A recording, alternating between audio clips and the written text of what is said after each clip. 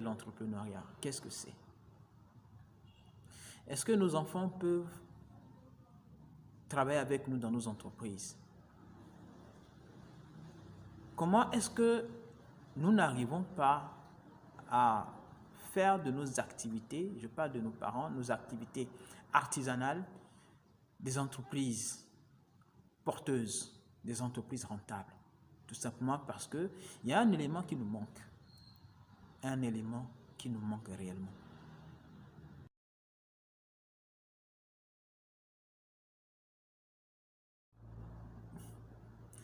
Bonjour. Une mère de famille qui vit à 160 km de Lomé a réussi à financer les études supérieures de sa fille pendant plus de 5 ans. D'abord, ça a été les études au campus, puis des études supérieures en école professionnelle pendant plus de 5 ans. La fille a fait une étude en management international et la formation coûtait plus d'1 million par an.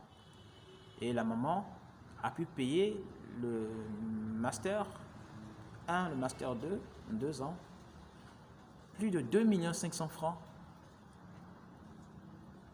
alors que c'est une maman qui ne fait que le commerce de fruits au détail.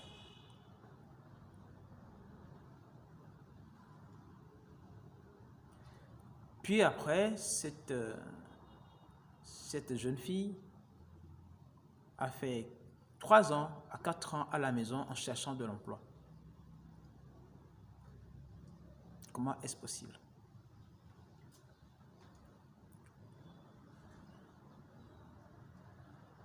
Comment est-ce possible que cette maman qui ne fait que le commerce de fruits a pu payer les études de sa fille? Là, je parle des frais de scolarité qui s'élèvent à environ 2 500 000 pour 2 ans, en plus des frais de location de bâtiment d'une chambre qui coûtait 20 000 francs par mois, la nourriture et tous les autres frais, toutes les autres charges que cette maman supporte tous les jours, chaque année, pendant au moins 2 ans pour seulement le niveau master, sans compter les années précédentes. Comment elle a pu faire avec son commerce? Ça veut dire que son commerce est rentable. Ah mais alors, si cet enfant, cette fille-là a pu faire ses études et vient rester à la maison pendant 3 ans, et seulement après 3 ans, elle est retournée vivre avec sa mère pour l'aider dans son commerce. Ici, j'essaie de parler de l'entrepreneuriat. Qu'est-ce que c'est?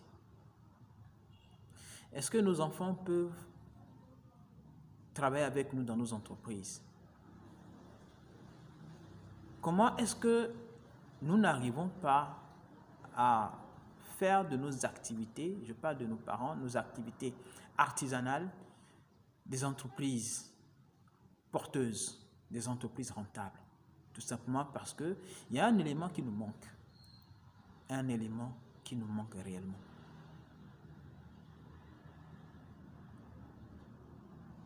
La plupart des familles africaines tiennent beaucoup d'activités artisanales.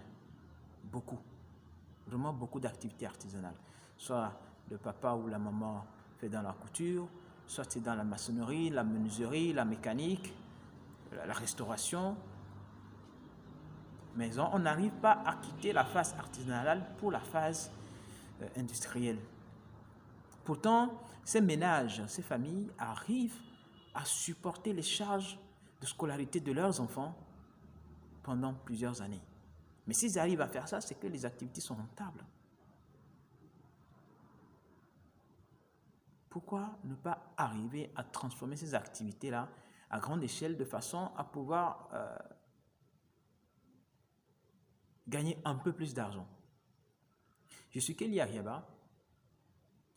Je suis diagnosticien stratège en intelligence entrepreneuriale appliquée à l'agriculture, le commerce, le social et d'autres domaines d'activité. Aujourd'hui, j'essaye d'attirer notre attention sur le fait que dans chaque famille qui tient une activité artisanale, il y a un emploi pour les membres de la famille, les enfants. Mais nous l'ignorons ou nous banalisons.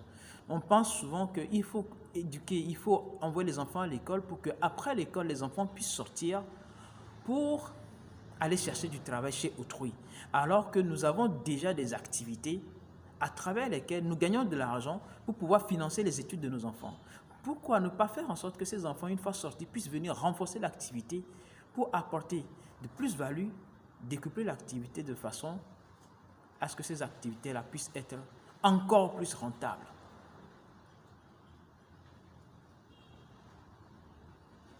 Une maman qui vend le riz déjà préparé, c'est le fast-food en fait. C'est du fast-food prêt à manger. Une maman qui a ce petit commerce-là et qui arrive à supporter les charges de ses enfants. 3, 4 enfants très souvent, puisque en Afrique, nous avons des familles nombreuses, qui arrivent à supporter ces charges-là pendant longtemps. Comment c'est possible qu'on n'arrive pas à transformer ces activités-là en plus grandes activités, plus rentables? C'est parce que nous manquons de formation, nous manquons de sensibilisation. Et c'est pour ça qu'aujourd'hui, j'essaie d'attirer notre attention sur ce fait. Il faut que les parents qui sont dans une activité artisanale comprennent qu'ils tiennent déjà une affaire très rentable. Il suffit de pouvoir passer d'un palier à un autre afin de gagner encore plus d'argent. Et ça, ce sont des formations. Des formations en entrepreneuriat, des formations de gestion, des formations marketing, des formations comptables, des formations en gestion de ressources humaines, des formations organisationnelles.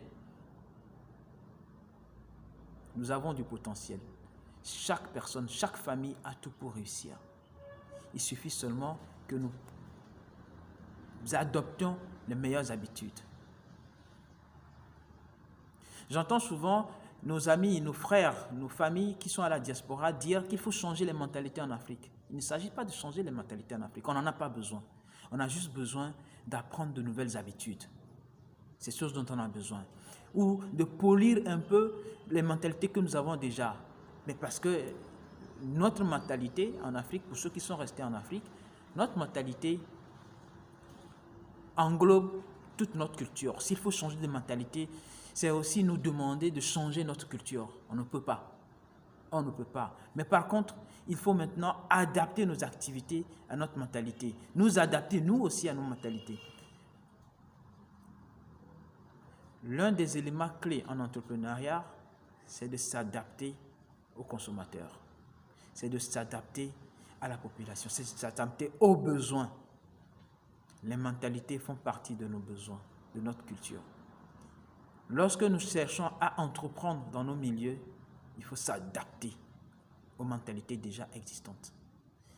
On n'a pas besoin de venir d'importer des choses. Mais par contre, il est important de sensibiliser, d'éduquer, de façon que les gens puissent comprendre et s'adapter afin de pouvoir gagner un peu plus.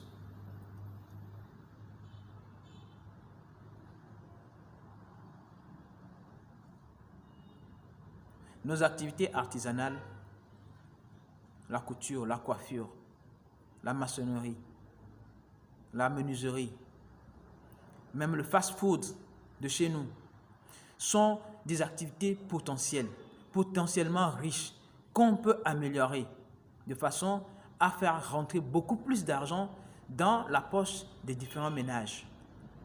Il suffit d'apprendre les bonnes pratiques. Il suffit d'acquérir des compétences supérieures. C'est ce à quoi j'appelle tout le monde, ce sur quoi il faut travailler. Je suis Kelly Ahiaba. Je donne des conférences sur comment augmenter son chiffre d'affaires, comment améliorer son activité, comment rentabiliser son activité. Très prochainement, nous allons organiser dans ce mois d'août, le mois de septembre prochain, à venir, des conférences de sensibilisation en entrepreneuriat. Je vous invite à vous inscrire sur le lien dans la description de cette vidéo ou en appelant les contacts qui sont dans la vidéo de façon à pouvoir bénéficier des formations qui vont arriver.